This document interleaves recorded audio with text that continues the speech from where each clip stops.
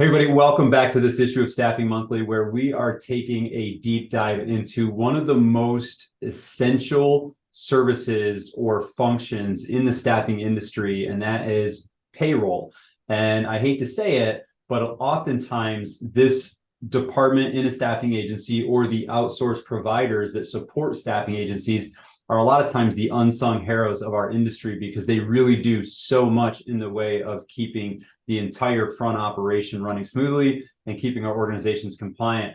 And I've recently had the opportunity to chat with Ed Kelly, who is the owner of ECS, which is Employment Contractor Services, based out of Florida, literally right in my backyard. I can't wait to actually meet in person. But I've been chatting with Ed a little bit about ECS and some of the nuances. And he actually caught me off guard with a statement that we're going to explore today. But before we get into that, I want to welcome you to the show. Ed Kelly, thank you so much for being here. I'm looking forward to our chat today. Hi, Dan. Thank you. And thanks for having me in this interview. So, Ed, I'll tell you, and I feel embarrassed saying this because I've been around the game a long time, and I just assumed that pretty much all payroll providers were either a payroll company or a PEO.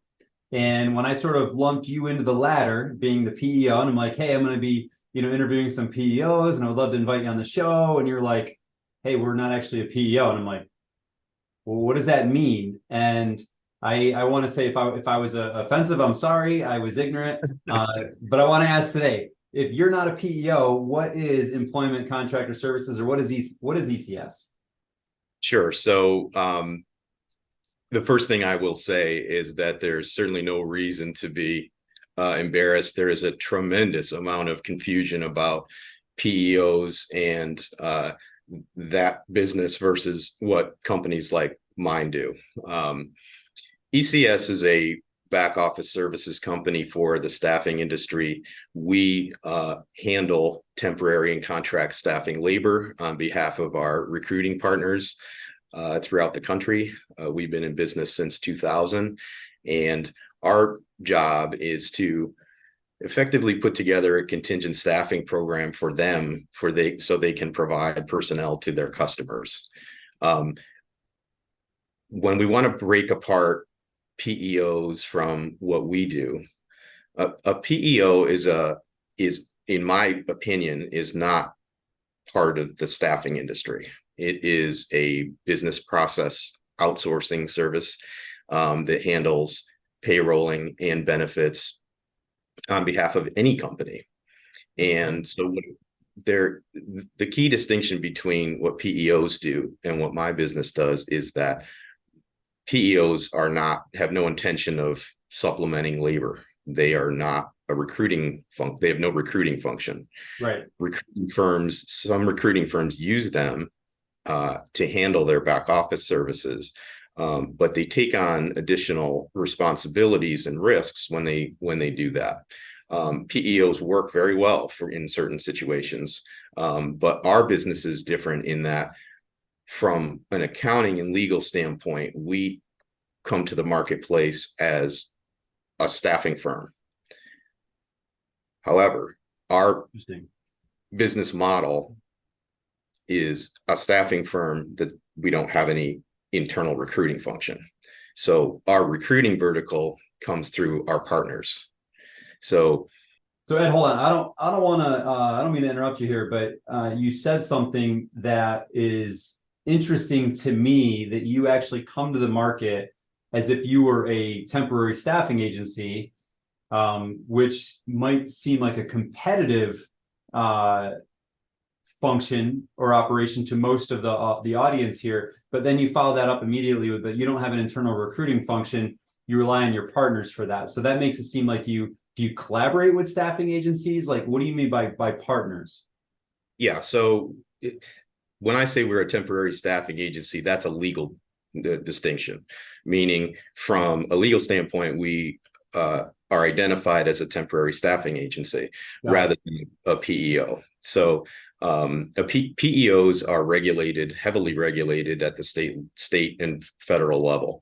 They're regulated differently for lots of historical reasons from when the industry was born. And I'm definitely aware of that, and I appreciate you sharing that distinction. And that makes a ton of sense. But let's just explore this for a second. So ECS, and correct me if I'm wrong, I'm really trying to piece this. This is fascinating to me. So ECS will go out and they'll get a contract, kind of almost like a labor contract with a large employer, and you'll manage you'll put together the contingent workforce program, and then do you go out and you almost like source recruiting agencies in that area to kind of actually provide the labor, and then you manage the contingent program? Is it more MSP-ish, or am I missing the mark here?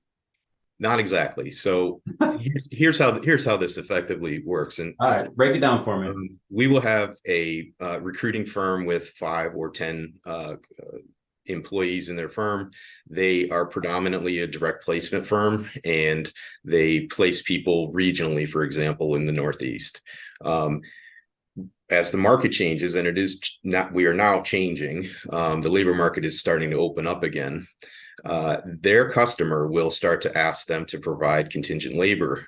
And if they are predominantly a direct placement firm, they don't have the tools to do that. So what they do is reach out to companies like mine, and have us assist them in providing contingent labor to their customer. How does that work? The company, XYZ company, who is their client, will engage us. We will provide a services contract, which includes the recruiting firm and our firm, and it spells out what contingent services we're providing. When I first started the business 23 years ago, it was extremely difficult to get deals done because people didn't understand the model.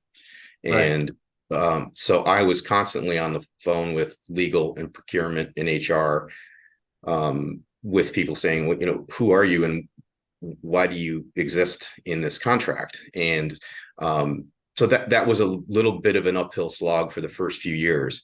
I get it, because those are still my thoughts right now as we sit here. Yeah. So I get it. So how did you battle that? Like, how did you educate the market? Because I think that's where I need to be moved on that same uphill. So the best way to do what my strategy has always been is to advocate for the HR compliance side and the financial strength side of the business.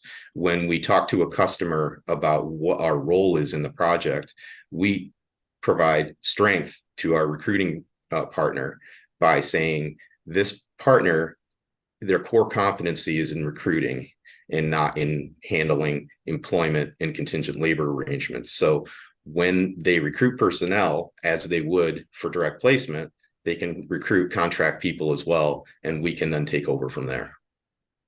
So when you do take over, when your predominantly direct hire partner gets a contingent labor contract to manage a workforce, and you help them, you advise them on the agreements with their client, and you put these in place, and then the direct hire recruiting partner finds somebody and then they places them on contract at their client, and then you say you take over from there. What are you taking over? Is it just the payroll and compliance piece of it? Do you have any level of like program management? Like, how does that work? Yeah, so the first piece of it is to put the correct contract in place. We have a standard services agreement whereby we provide to the customer. That's done electronically. There's typically a redlining process on the customer side to evaluate to sort of break down exactly what they're looking for. And we will then arrive at a contract. From that contract, requisitions will flow, and our recruiting partner will do the recruiting. And when someone is selected for a job assignment, then we will provide statement of work. We will have rates and dates and position information. Location of jobs are very important now because of the granular nature of HR compliance. And we will collect all that data. We will then submit a job offer to the worker. That's all done electronically, onboard the worker, and then begin the weekly process flow. So the two directions I want to take there, because one, you mentioned electronically. So I'm really curious to know about like your tech stack. We just had our technology issue a couple months ago, and I'd love to hear, how you're approaching it as being a bit of an intermediary in the contingent space. and I want to hear that, but then I want to get to the relationship piece, because once a worker's on contract, like that's an ongoing relationship, not just a payroll transaction. So I want to talk about those two areas. So what do you use your typical staffing ATSs like the Aviantes of the world, or do you have some sort of proprietary software you're using? So how do you manage that with all these moving pieces? Yeah, so I will give you my general attitude about technology. This sounds loaded. Now we're getting into it. In my experience of dealing with it in a multi-state environment for a long time, it is very difficult to provide personnel in a multi-state environment using canned off-the-shelf products. We at one time did use Aviante, and it is a great system for certain things. But our business needed a lot more customization. So we now engage Microsoft, and our entire stack is really based in Microsoft. My experience from 20 years ago was that the first wave of technology was appification of everything. So every single granular piece of your business became some separate app. Yeah. And the business pitch was, well, these all integrate. The truth of the matter is they don't integrate. Yeah. They don't talk well to each other. So it's just been my experience. So what we have done is build this as a custom product. It is now in a great place and is going to get even better. It allows us to make very, very detailed customizations and automations for customers and for our recruiting partners, which is really cool stuff.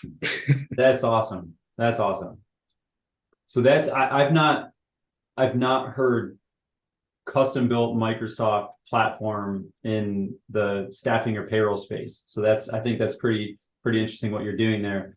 Switching back to the relationship piece, because this is the area that I have most of my background in, is temporary staffing and contract staffing. And there's this ongoing relationship that occurs between the person and the recruiter. So is that still in place? Like, does and I'm going to keep calling them the direct hire firm, but the direct hire firm that you're working with, does that recruiter still manage the relationship on contract? Because typically with a direct hire recruiter, like they might have loose relationship management, but it's very infrequent. But with contractor, it's more frequent. So like, is there a relationship management component that the direct hire firm still handles, or is that not existent?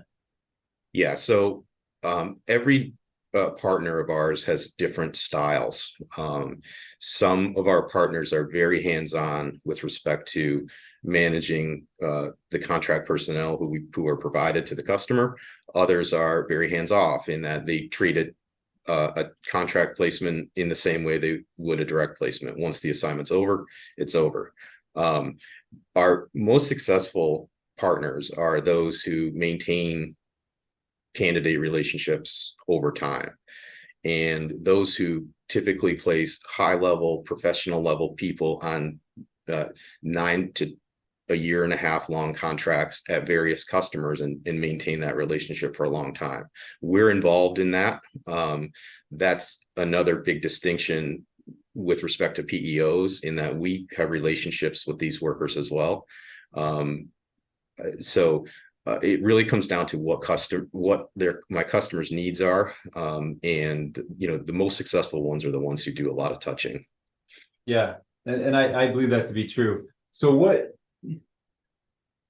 I'm still, honestly, I'm perplexed, and I could go on and on. Like, I'm trying to learn about this because this is a new corner of the industry that I hadn't had much experience. This is truly enlightening for me.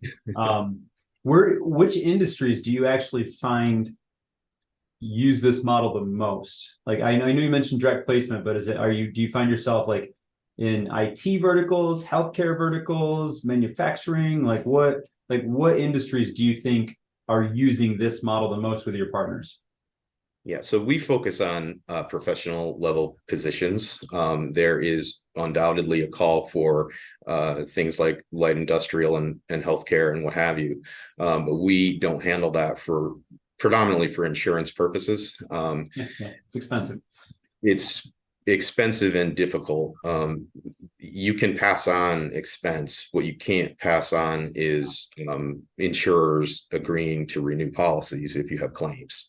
So Well said. I am not interested in that business. Our really core verticals are IT. We do a lot of high level accounting and finance. We do a lot of regulatory work, particularly in the biotech space. Life sciences, probably. Life sciences, people who are closer to lawyers than scientists. Okay. And that's really good.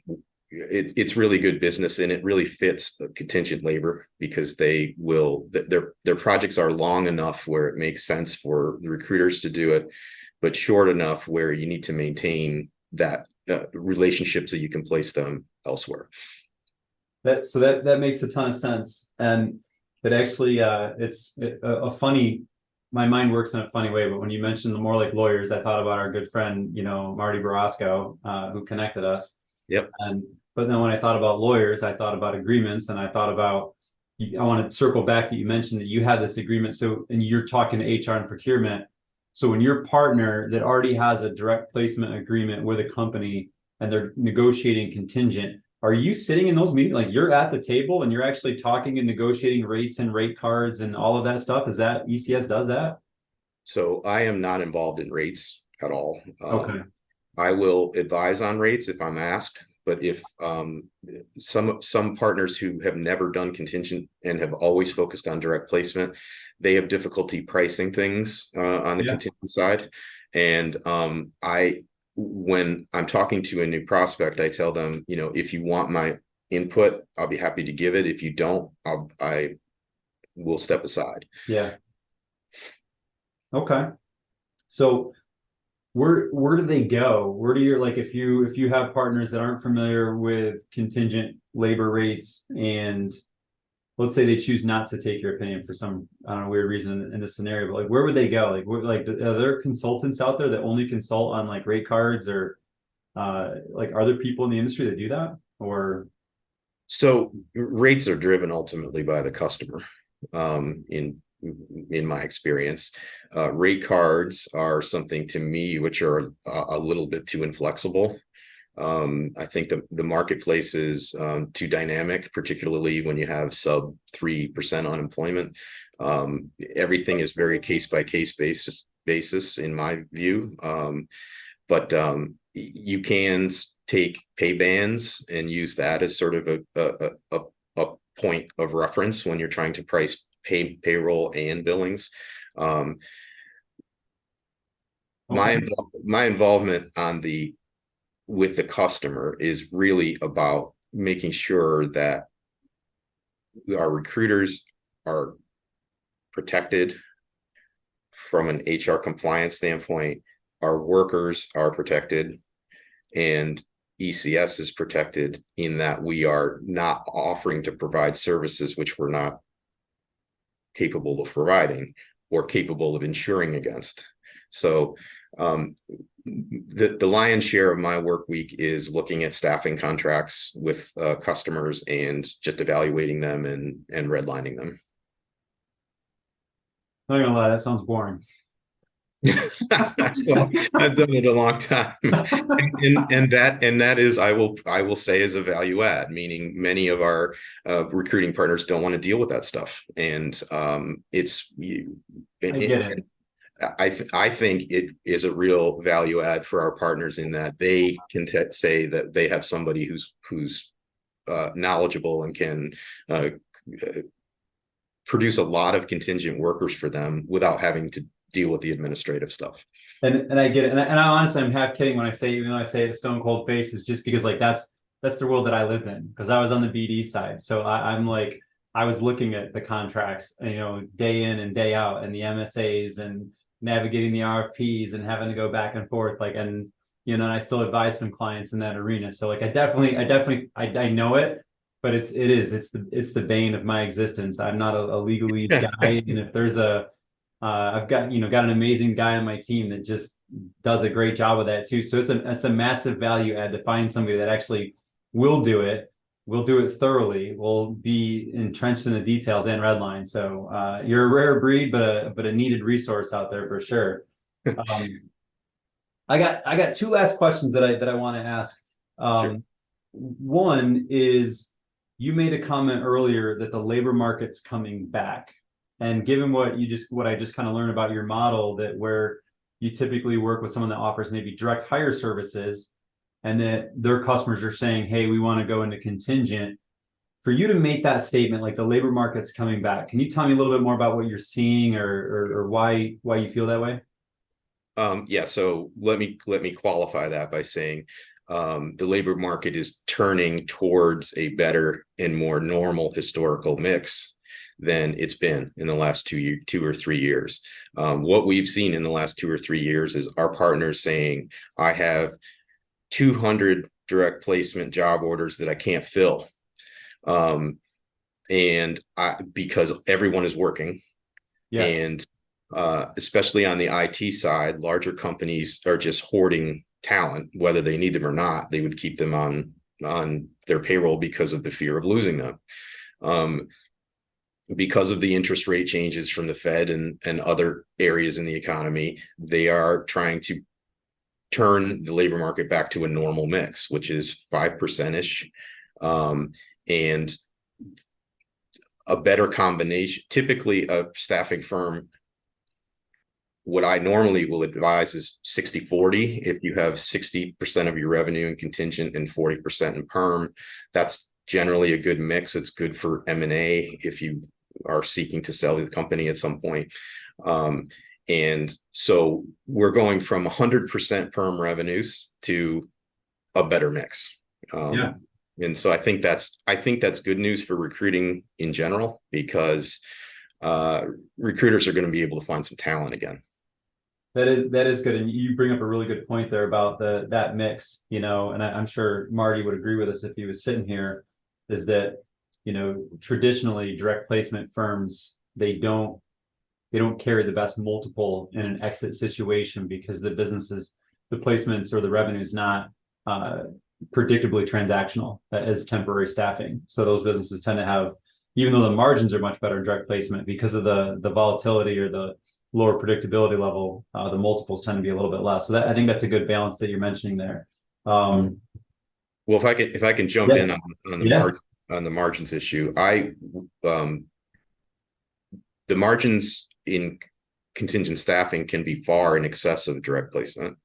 One of the things that we've implemented recently is 401k with matching for our contract workers. And the reason we did that was as a response to the labor market being tight and to create and offering long-term value for our core and most productive customers. And that is those who keep long-term relationships with their candidates, who want to give them tax deferrals, and to give them matching. And it has immediately increased retention, which makes these contracts go longer, which ultimately in terms of margin translates to more than a 20% direct placement fee.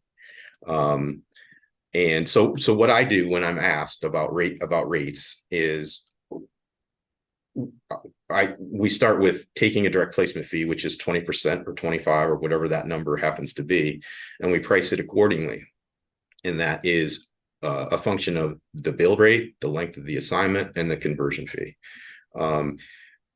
Those who do long-term contracting almost always will make more than 20% in direct placement. So I do agree with you there. I mean, that is true with the long-term contracts, and that's smart. And I'm fascinated to hear that you're actually rolling in 401k with match, and that is also seems like a rarity across partners in the kind of the back office support space to be able to provide that. So I lied. Actually, now I still have two questions because you said something. But so you're technically still the EOR then, right? The employer. Yeah, so we are the employer of the workers. We seek to maintain it and to keep it strong. We don't like to do co-branding because co-branding is dangerous for our recruiting partners, in my view. Yeah. There is a way to convey that relationship between our partner and us that makes sense. And that's some companies in our space do some forms of co-branding. Yeah. And to be honest with you, I don't understand it legally, and I think it's challenging legally. So I make a pretty clear distinction. It, also from a marketing standpoint, it's just confusing, you know? Exactly. And, Exactly. yeah. So which kind of takes me to it's a good segue into the last question I had actually is like who is your when you're out prospecting business, and it doesn't sound like you're actively like prospecting or actively selling. It sounds like you've got a nice little, you know, awareness or whatnot, but like when you're thinking about your ideal customer, who do you target? Like who is the best fit customer that can get the most value out of partnering with a company like ECS? So there's basically two verticals, and by far our biggest vertical is working with our recruiting partners. That's our core business and has been since our beginning. They are typically sub 10 million in revenues. They typically have contingent requirements that are multi-state, which are difficult to deal with. They have higher level people who need benefits and want them. And they have complicated customer contracts. That's kind of the ideal scenario for us. The other vertical is our payrolling vertical, which is just engaging customers who do have internal recruiting and who want to outsource their high skilled contingent people to an employer, a staffing employer like us. And we do that. It's not a big piece of our business, but it's more of an accommodation to strengthen our recruiting partners' business and keep them front and center. So those are our two main verticals, and that's our ideal kind of recruiting partner. That makes sense. Would it ever, in that same vein, would it ever make sense, like if you had, let's say a lot of direct hire recruiters are they're experts, but they're a singular unit, solopreneur type. And sometimes they have a strong relationship with a large company that might actually have, you know, complex staffing or, you know, work arrangements like that. Would you ever basically work with them and say, hey, you know, you have this direct hire piece, you probably have the relationship to get in on the contingent piece. Would you want to put together like a trifecta or a triad where, you know, you're managing the back office side, they're the relationship and can kind of direct it, but then you actually bring in, you know, someone that's purely a staffing agency, just a kind of a high production staffing, temporary contract staffing agency as the third partner of the arrangement, just to provide all the recruiting resources of the people? Like, how does anything like that ever work, or is that too convoluted? No, that works. Roughly 20% of our partners are individuals, solo recruiting firms who focus on direct hire. And so the pitch vis-a-vis the customer is a little bit more involved in that customers who are seeking contingent labor providers are concerned about HR compliance from a solo recruiter. They say, well, how are you doing this? And so they can bring me in and I can walk them through the program. And, you know, like I said in the beginning, in the first few years of the business, it was difficult to explain. But in the last 10 years, everyone gets it. The industry is understood. And my job is a lot easier from the front of the sales cycle, for sure. And that makes sense. And I definitely appreciate you taking some time kind of explaining the nuances, the differences between the commonly misunderstood PEO entity and payroll companies versus really where you're at and how you operate. And you know, I don't want to downplay PEOs and say they don't provide some level of value, because obviously they do to companies, but it seems like you actually provide more upside value because you can actually expand revenues for a direct hire shop and get them like open up business verticals for them. So I think that's more of a value add partner than what maybe a PEO can actually bring. So I think that's interesting. Is there anything else that maybe we didn't touch on? Anything that you want to share with the audience, or what is the best way to get a hold of you if someone wants to learn more about your business model or more about ECS in general? Sure. Quick comment finally on the PEO issue. PEOs are excellent businesses, and Right. and they fit situations that that ECS does not fit. But our business is really recruiter focused, and so I think that's our differentiator and our strength. You can contact me at our website, which is www.ecshome.com, or you can contact me via phone. My number is, you want to do a number? Yeah, if you want, I can put all that right on page here. So you can just send Okay. it to me and I'll get it all in here, and I'll have a link, a button they can click, get to the website, Okay.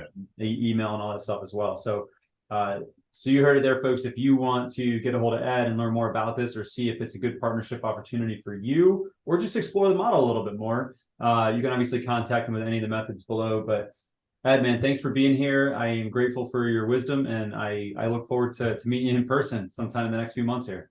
Yeah, great. Thanks so much for having me. And, I would love to connect with all of your partners, and we can work with you. Awesome.